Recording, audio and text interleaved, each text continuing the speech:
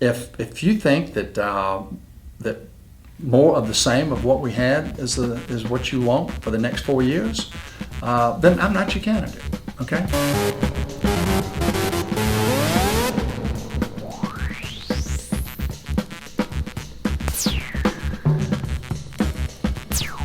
I'm here today with Mayoral Candidate Sandy Stimpson. My name is Jessica James, and I write the Doing the Right Thing column for the Mod Mobilian. Well, with this being your entree into politics, what convinced you to run for mayor? And how does your background and your work experience relate to public service? Well, I think the reason that I'm running is it's just unprecedented opportunity in our community right now. And as I've kind of stood on the sidelines watching what was going on in other communities that seem to be more progressive than we were, and knowing that people talk about the potential of the city, I just couldn't stand on the sideline any longer, knowing that things could be better, that there were people that wanted to be engaged and were not at the table, and so I decided to weigh in. Well, that's wonderful. I mean, I've always thanked anybody and everybody who decides to get into politics, because it's a completely different animal than what people think of just going to an 8-to-5 day-to-day job. And for you to stick your neck out there and do this is a very brave thing, and I commend you for that. If you're elected, what do you see your main goals being? Well, first, I think we have to have a change of attitude in the city about the good things that occur in Mobile, and that we can do things. And so if you change the attitude, I think there's really 3 or 4 areas of focus. And the primary one that we know that most citizens are concerned with is public safety. Our citizens just do not feel safe. And when you don't feel safe, you start taking measures to combat that. And you add locks to the doors, you put an alarm system in, you buy a gun, you don't go out. I've done all of that. And then eventually you leave the community. The second thing that we hear about everywhere we go is that Mobile is not business friendly. We've rolled out the red carpet for the big guy, the big out-of-town corporations. We've done a magnificent job of economic development and that, but we have absolutely strangled the small business, the mom and pop, and we've strangled them with red tape. And it's the mom and pop and the small businesses that really grow a community. Sure. Doesn't matter how many jobs are created by Airbus, it does not address some systemic problems that we've got, and you've got to have a city hall that makes it easy to do that. So that's the second thing. The third thing has to do with quality of life. And a lot of our citizens leave because the perception of quality of life is better somewhere else, close by. Right. And I don't want to promote that because we need them to stay here. But basically on the quality of life things, it has to do with our parks, the bike trails, the things that we want to do recreational, the cultural arts. And it's a matter of focusing on it and improving it. And what our community has done is that we have for a long, long time sought and chased the economic development aspect, and we've said, well, when we create the jobs, it's going to change our community. What's happened is we've created jobs, but people are not living in Mobile. They are moving outside of the city limits. And when you do that, that's a recipe for disaster for the core of the city. Agreed. And so the 3 things has to do with safety, it has to do with the small businesses, and it has to do with quality of life. And that's another subject we'll talk about in a minute, but education is certainly a part of quality of life, because without education being improved, we'll never have the quality of life that we could have. Definitely. Mm-hmm. Well, along with that, our aging infrastructure seems to be an issue. It's an issue in many cities. Mobile's certainly not immune to this. How would you go about updating our city's infrastructure? Well, my understanding is the way we kind of approach the way we fix infrastructure now is that we wait till there's a crisis and then we do something about it. Obviously, funding for infrastructure has been, we've not spent nearly enough money on it. And so that's got to change. I've graduated in civil engineering.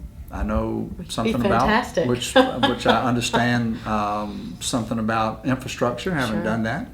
And I also have been a chief financial officer for 12 years at our company. And so with that background, the combination, I think that kind of qualifies me to understand that you have a certain amount of money that's got to be allocated toward infrastructure, but it's got to be done on a proactive basis rather than a reactive basis.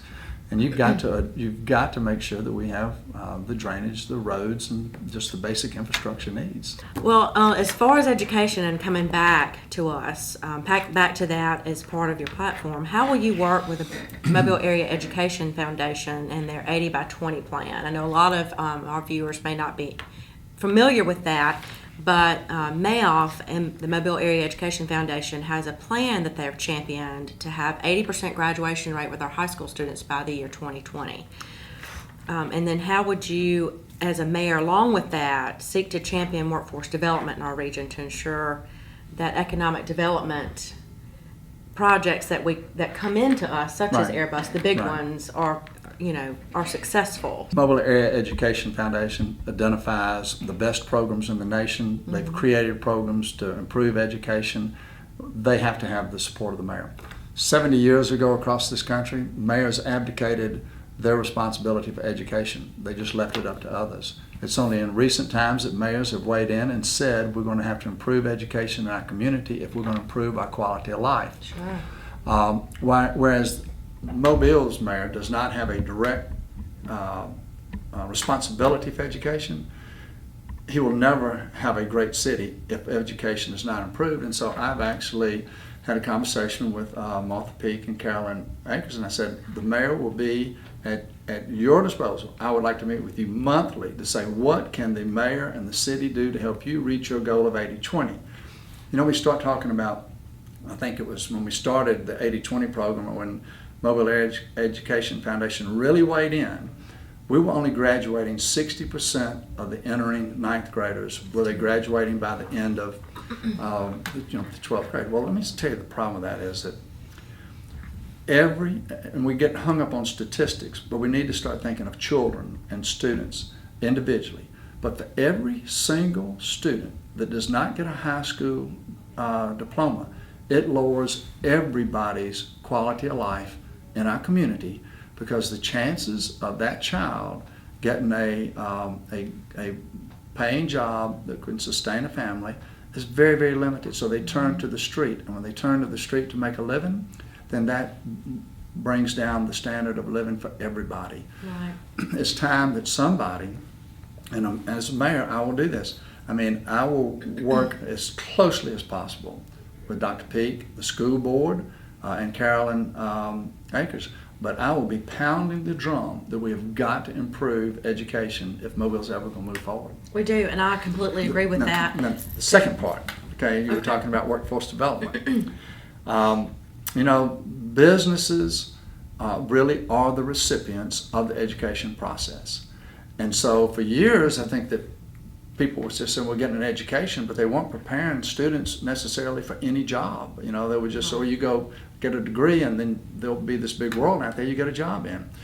Well, while I was involved with the chamber and in kind of the leadership chairs, I think I was probably the vice chair at the time, SALDC was created, Southwest Alabama Workforce Development. And it was about connecting the workplace with education. And like any new entity or organization, there was a real struggle about what direction are we going in. I knew a young man by the name of Ted Jackson, who is proficient and promotes the use of strategy maps and balanced scorecards to move organizations forward. That methodology is used all across the country. And so Ted came in, worked with the SALDC Executive Committee and the board. They now have a plan. That plan's been implemented, and we are doing a better job connecting the junior colleges with the workplace. There's still opportunity to connect the high schools with the workplace. Mm-hmm. So I'm very much in favor of promoting what SALDC is doing and using every influence the mayor has to make sure that continues. As part of your platform, you were talking about small businesses. In that regard, what will you do to attract young, educated professionals back to our area so that Alabama stops having the brain drain and young entrepreneurs to Mobile? And what will you do to promote entrepreneurship in Mobile? When we go around talking to different groups, we talk about Mobile's biggest export item is our young, bright college graduates who go somewhere else to get a job because the jobs are there and the quality of life is there.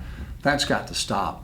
And we have got to have a situation that I think it really starts at City Hall that makes it easy to do business. Any entrepreneur, there are so many struggles to get a business going, okay? From the financial aspect of it to the clear direction to selling the product, delivering the product. I mean, it just goes on and on. But if you have a city that does not make it easy to do business, that can be the straw that breaks the camel back. And there have been time and time again, I've had people say that they will never try to do business in the city of Mobile because of their interaction with City Hall. Entrepreneurs do not have the cash or the ability, especially budding young entrepreneurs. Sure. I mean, everything is started on a bootstrap or shoestring.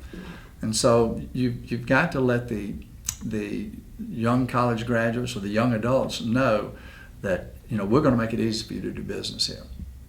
As far as attracting young educated professionals and entrepreneurs to Mobile, a lot of them are drawn to our downtown district. Mm-hmm. And I would love to see our downtown become a lot more viable, knowing in years past, mm-hmm. people completely left downtown, and mm-hmm. that's why West Mobile kind of grew on its own.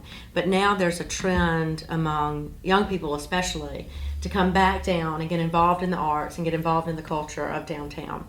I've had the pleasure of seeing the new form-based code loosely based off smart code that Mr. Duaney did for the Downtown Development District Code. Do you support this? What is your plan for development for downtown Mobile? Yeah. I think Andres Duaney is one of the brightest urban developers or planners in the world. And what he's come up with is a plan for downtown Mobile to make it walkable and livable. Mm-hmm. And to do that, you've got to have, the streets. You've got to have the bike paths. You've got to have a place to shop for groceries. You're exactly right about young people wanting to live in downtown areas. When I was their age, whatever age that is, a long time ago, we got a job and that's where we moved to. Mm-hmm. Now what they decide is they want to move to a community where the quality of life is such that they and their friends can go have fun, enjoy, and a lot of them want to walk to work. Right. So you have to have a walkable downtown. I am very much in favor of implementing, Andres Duaney's plan, and I think it's one of the things that it does that we have not done. It gives us a way to get to the waterfront. Right. And right now, that's just an untapped resource for the community. And our community wants to be able to get to the river. There's no great city that doesn't have a great downtown. This is true. And we've got to focus on making that, one of the main things that we do. Part of the problem is that you've got the 6-lane Water Street that mm-hmm. nobody wants to cross. And the walkway going to the convention center, you dead into a garage. Well, you've got to do something different, and his plan does that. But we really need, the citizens need green space on the river. And we may be the only city in America that has a river, and the citizens can't use the green space. As a second part to Mobile's waterfront and our waterways, we've had some issues. The city has hired several civil engineering firms and that type of nature to give us plans for cleaning up Dog River, 3 Mile Creek, and other litter-clogged waterways that we have. And as far as our river and our working waterfront downtown, we also have the gorgeous Delta, other beautiful waterway areas that are assets to Mobile. How would you go about with accomplishing cleaning up these rivers and creeks that also end up being our watershed? Well, I think that first you have to have the mindset that they need to be clean. And it's just unacceptable that you allow trash to flow off the street down into the stormwater water system, and you either stop it before it gets there, or you stop it before it gets in the river. We had a group of citizens at Dog River that were going to give $150,000 toward putting in some litter traps to mm-hmm. keep the litter out of the river, and the city would not accept it. Simple solution. A very simple solution. And I just don't understand the mindset because whenever you have citizens that want to engage and make something better, that's when you embrace the idea, especially if they're bringing, as somebody said, bring a skin to the game, and they were doing that, and they had done their research. And now the city's been sued about stormwater. The trap that they have works part of the time. I just don't get it. So I am very much in favor of the waterways being clean, and I think that there's other things that can be done other than just putting traps in.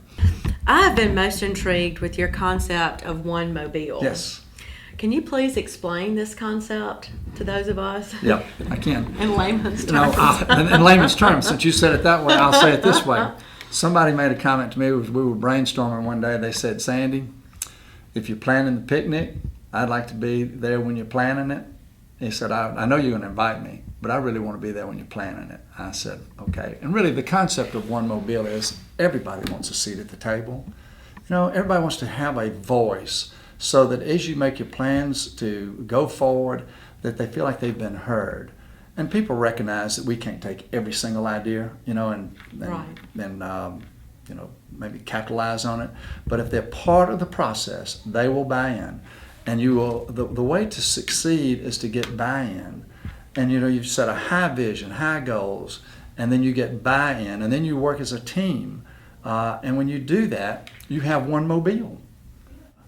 If you stop and think about it, if every single citizen in Mobile, if they change their mindset, is that I'm going to participate in making this community better, then the energy, the synergy that creates, there's no telling what all we can get accomplished, and in short order. What can you do as mayor to help control crime, as far as with our chief of police and staff all the way down? Let me address the thing about leadership first. I'm a candidate. I'm not the mayor. Right. I don't think it's fair to assess leadership in any organization until you actually become the mayor. So that's not something that I will address until elected. Okay. We have got to set a goal that's going to separate us from the rest of everybody else. And I say we set that goal of saying that Mobile needs to be the safest city in America. Now, there are people out there that'll say, well, Sandy's crazy, but I'm no crazier than Kim Hasty, okay? And you never know when you throw out a goal like that and you start working toward it, it will energize the police, it may energize our judicial system, it will certainly energize our community, if they think that's the goal. The end result is we may not be the safest city in America, but think of all the crime that we will have stopped getting there. And you're only going to do it by having a mayor that works with the policemen, gives them the tools and resources that they need. They know that the mayor has their back, that he's going to support them. Right. And he's going to make sure that they're paid so that we don't have this revolving door where we train them and they leave. So you'll never have a safe community if you do not give the fire and the police the tools and resources, the firemen and the policemen the tools and resources they need. But they alone cannot solve the crime problem. We have got to engage the community action groups, which they're scattered all over our city. The mayor needs to meet with them on a rotating basis to hear what their problems are, to make sure that they're communicating with the police and the police are communicating with them. And then the other thing the mayor needs to do is he's got to energize the faith-based organizations to do the things that they can do to help work with the youthful offenders and even other offenders to put them on a pathway to going back into society or never going into jail.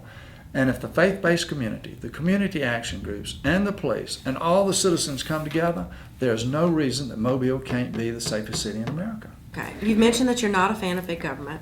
I'm not either. And one of the things that I feel a good steward of our taxpayer dollars is to be careful of how we spend that money, to not have our city in so much debt.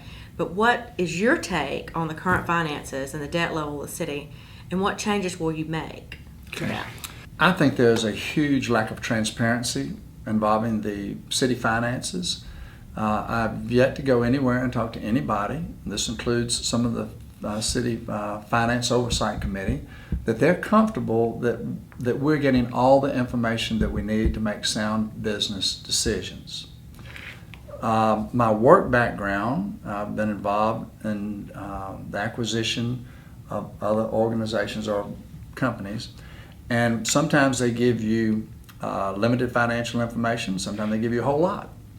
But no matter how much they give you, you have to be able to look at it. And I guess some of it is gut feel that you may get from information that you pick up in talking to people about their perception of what's going on. And so I don't think there is a way to say what the city's financial situation is until I become the mayor and really wade into the numbers and know that something's not being presented, or it's not being presented in a way that's maybe a gray area. And because we will never be able to make informed business decisions unless we have good financial information. And I don't think that there's good financial information until you're willing to put it out in a presentable format so that everybody, can understand it, and so that there's no smoke and mirrors. And so where are we financially in the city? I think that anybody else's guess is as good as mine.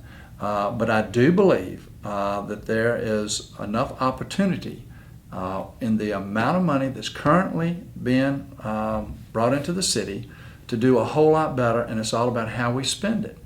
I don't think that we actually hadn't said anything about the 1 cent sales tax. I was just about to mention that. Well, there was a lot of controversy about that, and we decided that we needed the 1 cent sales tax. The mayor said he had to have it to run the city, so he got the 1 cent sales tax. Well, there was a warning that it may not increase revenues, and it certainly doesn't appear that it's increased revenues. Day one, we're going to look at what it's going to take to rescind the 1 cent sales tax. Wonderful. And the reason is that we have got to. One of the stories I tell is that if you're losing weight and you're not on a diet, then eventually you go to the doctor, and you may find out that you're sick, that something's wrong. When a city is losing when a city is losing citizens, I think it's a symptom of something is wrong.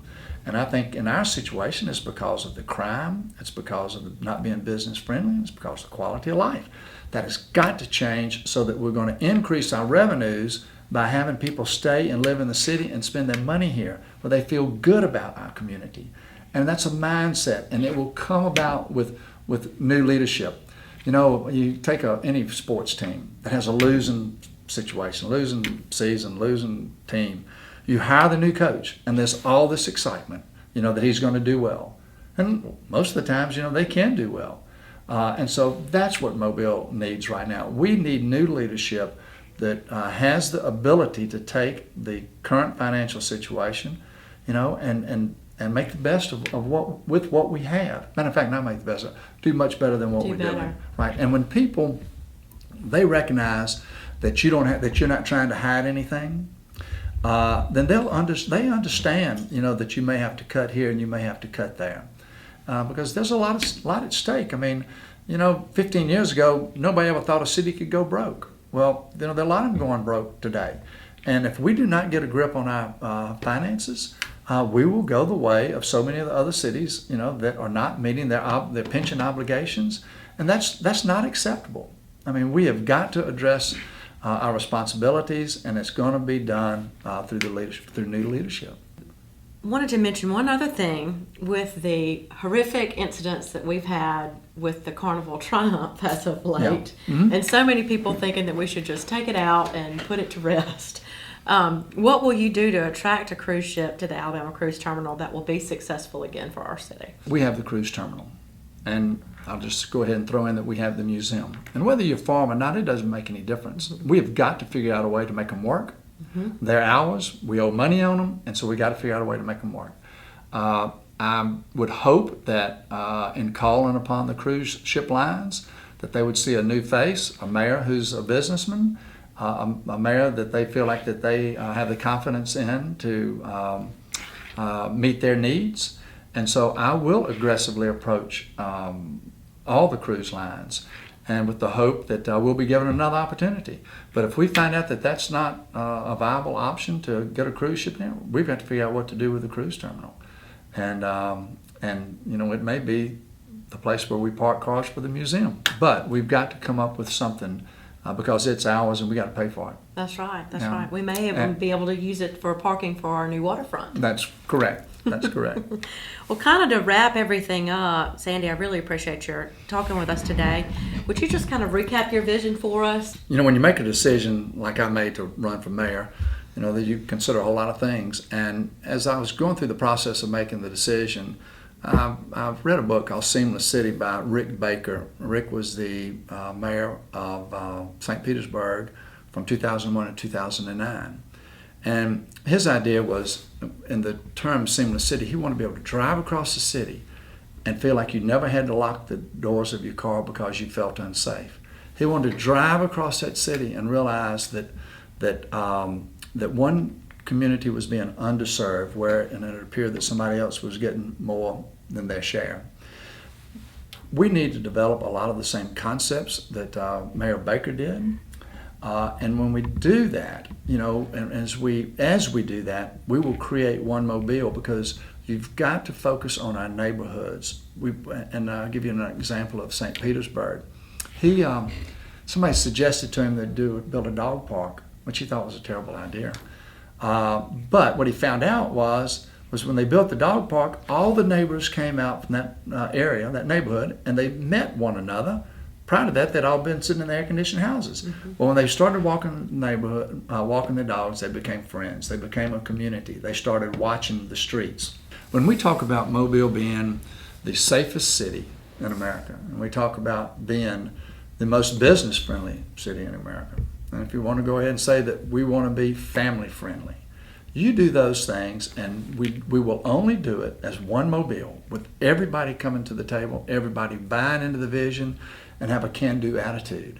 And so if you think that that more of the same of what we had is what you want for the next 4 years, then I'm not your candidate, okay? But if you have high visions and high expectations, you want your children to come back here so that when they raise their children, so that as a grandmother, you can, you know, go to the birthday parties and all. We're going to do those things that captivate and entice our young people to come back. And when we do, other people will be exporting their children to us. We will be the place that people want to, the place where people want to live, work, play, and pray together. And when we do, we will quit talking about Mobile being the city of perpetual potential.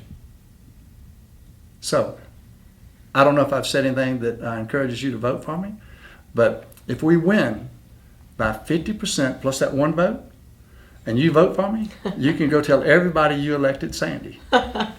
It's been a pleasure interviewing you. Thank you, Jessica. Thank you so much. And I wish you much luck. Thank you very much. Thank you.